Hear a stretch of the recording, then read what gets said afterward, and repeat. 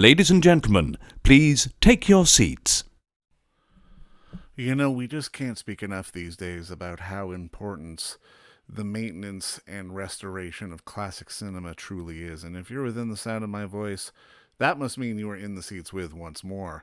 As always, my name is Dave Voigt, and I'm the host of this podcast where we sit down with a wide-ranging variety of industry professionals and we pick their brain about current projects, state of the industry, how they got started, and so very much more in a light and conversational fashion.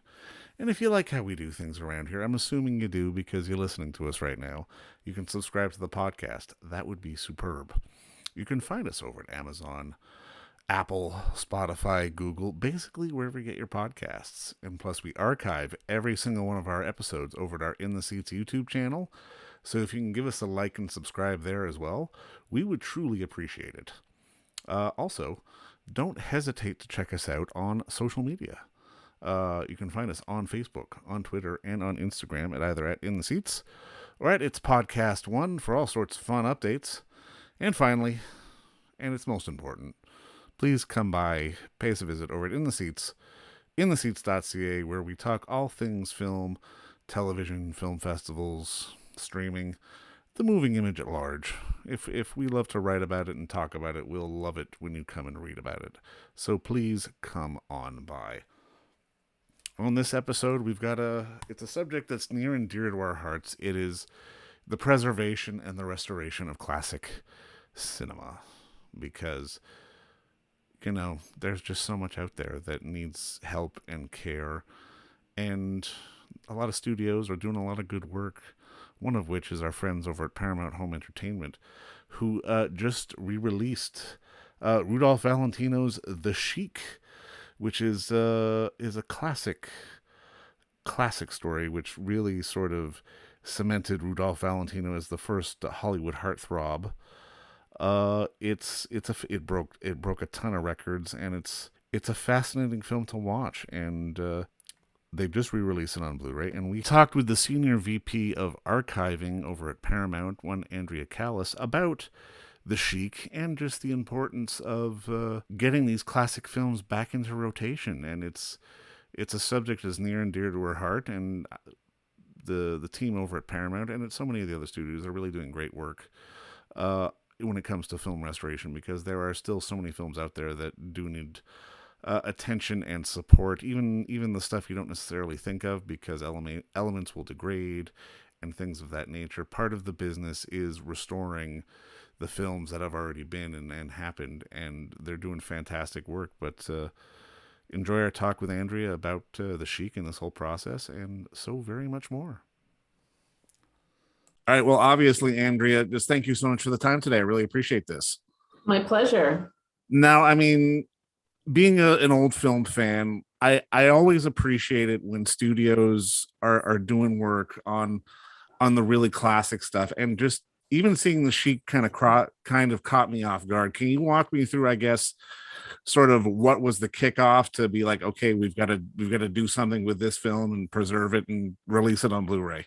So we've the Paramount Archives, which I oversee, has an ongoing preservation program. So we've been preserving films pretty regularly at a clip of about 100 titles a year for the last 10 years. And it includes some of our silent films. And so it's just been, we've been working on it. So we had it ready, and our colleagues in home media decided to take that film that we preserved and put it out to celebrate the 100th anniversary. And we couldn't be more thrilled, because that's why we do preservation, so that people can see these films in the way they should be seen. It really feels like preservation is part of the business model at Paramount, where it's not necessarily similar in other places. Like, can you talk a little bit about that and what sort of the drive has always been from Paramount to sort of make sure that films are preserved? Well, I do think the other studios also take a look at film preservation. I think we've been really lucky at Paramount that we've had the kind of support to continue and make sure our films are regularly preserved and looked after. But I do think there's other efforts at other studios to make sure to restore and preserve films, and it's a shared passion and initiative. What qualifies something to be sort of up for a restoration? Like, is it just a timing issue or a state of the original materials, or like what Yeah, is there a formula? condition is the most important issue. So we actually went through, and this is something we did at Paramount specifically. We went through and we did like 10, 12 years ago, did an assessment of the entire collection to figure out which titles and which types of titles would be more at risk than others with things like acetate deterioration, or maybe there's only one element, or nitrate issues or other things like that. And we basically put a whole list together, the whole library, and said these were the most at risk. And we've just been going through them based on that. Now, if somebody comes to us and says, hey, there might be an opportunity to put this out, can you move this up? Or if all of a sudden we get a call and say, oh, this is worse off and we thought it was, these things can move. It's not, we don't necessarily adhere exactly to that, but there's some, but that's the basic idea, is coming up with a good policy for prioritization and support from, the people that pay the bills to do it. And then you can go off and do it. And I have a fantastic team of preservation folks who really know their stuff, and they just do an amazing job. I'm so proud to work with them. Has the sort of boom of streaming in the last few years, and especially now with Paramount Plus, has that changed the formula for you guys in terms of getting stuff out there? Because I mean, obviously we live in such a day and age where there is a huge demand for content in general, be it new or old. I think it's really fantastic, actually. I mean, just as we're sort of looking at where does theatrical fit into our world with streaming, at the same time, there's been an amazing interest in our catalog and all the library titles. So, it's like we love movies no matter what happens, is the way I like to look at it, and there's a need for them. So yes, we've been busier than ever during the pandemic and up till now. This year, we've restored, remastered, or preserved more titles than ever. So it's great that more and more people are interested in all the wonderful things in our catalog. Well, and I mean, it really does speak to just the realities of that. There are still so many movies out there that have been untapped and have been unseen that we need to take care of. Because I mean, I think in many ways, people seem to think like the golden goose of television when it comes to disc and streaming has kind of sort of burnt itself out. But there's so much more. There's so many more films out there that, I mean, I can't imagine the list, the spreadsheets that you have of films to go through. Well, it's, I think look at what happened to music, right? I mean, now we think about music. We don't think about old music or new music. We just think about what we want to listen to. And I think maybe we're hitting that with films as well. It's just something you haven't seen yet.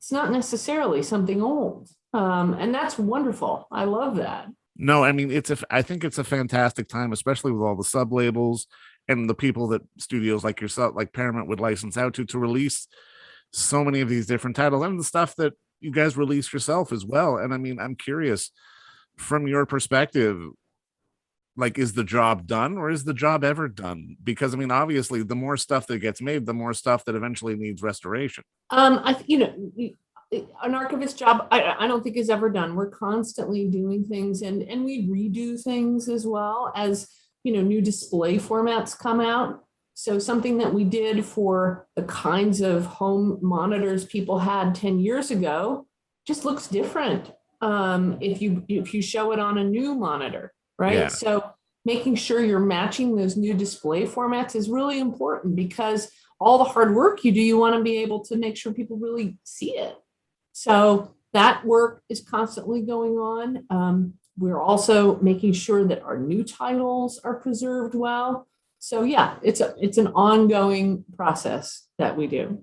It really feels like your job, you have to balance on one end sort of the obvious love of cinema, which I can tell you have, but also sort of knowledge of the technical aspects of and just sort of knowing what needs a restoration and when, or what needs a touch up and when. It does feel like technology has made your job, I mean, in many ways easier, but also harder, if that makes any sense. Because I love it. I love it all. I love the technology. I love the fascination of the different types of technology, the history of motion picture technology, right? So everything from different frame rates to 3-strip Technicolor to now different kinds of DCPs and Dolby Cinema and Atmos. it's all fascinating to me, right? So that's definitely, I love that as much as I love film history. So that's definitely part of our job, is to understand that continuum of motion picture history. Sorry about the banging outside. That's Um, but as well as the films themselves and what made the films creatively and who made them and why they were made and how they were made. Those two things together, you must know both, in my opinion, to do what we do. And I love both. So I feel really lucky I have my job. well, and I mean, I love that you released the Sheik because Valentino really does feel like he is this forgotten sort of piece of history that people tend to gloss over. But I mean, back in the day, he was really this overwhelming star of the screen. And I mean, I loved seeing this He was film. a very modern Yeah. performer. He really knew how to work with the camera. And I think it's that ability that made him so magnetic and made people just want to see more of him and see he's a fascinating character, and his performance is just, you can't stop watching him. He's amazing. So it's wonderful that people get to appreciate that again, because he's worth studying and remembering. Has there ever been a movie sort of on your spreadsheet that sort of came up and you went, yes, we get to work on this? Like, was there Oh, a that happens. favorite? There's so many favorites. How do I pick from my children? I mean, you know, I think, I love working on Sunset Boulevard. That was fantastic. And then we recently worked on Harold and Maude, and I just loved working on that because it's really beautiful.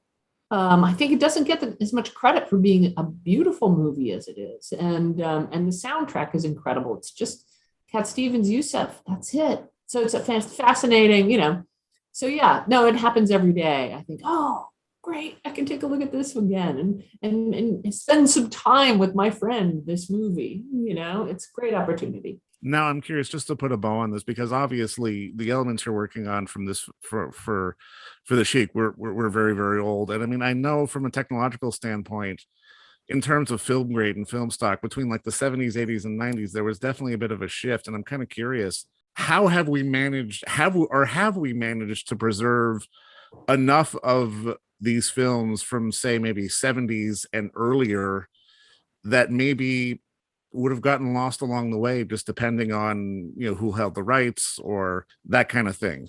Because it does feel like there's a lot of movies from 70s and maybe earlier that may have been lost. I mean, I wish I could preserve all the films in the world all the time. I think, obviously for Paramount films, we've taken an approach of first conserve. So you make sure that your film elements are in the best possible conditions. And our vault is at 27 degrees Fahrenheit and 35% RH. So we're stabilizing it. And then let's copy them and let's digitize them in the best way possible. If I could do that for everybody's films all over the world, that would be fantastic. But there's a lot of people like me that are working hard at that. So thank God it's not just me. Well, keep up the good work, and thank you so much for the time today. And don't forget to visit our friends over at Bay Street Video for all your DVD, Blu-ray rental, or purchasing needs this summer, as they are still open for curbside and some mailing delivery as well. Over at 1172 Bay Street, Toronto, Ontario, Canada, you can give them a call at 416-964-9088. That's 416-964-9088. Or send them an email at baystreetvideoto@gmail.com for any of your DVD and Blu-ray needs.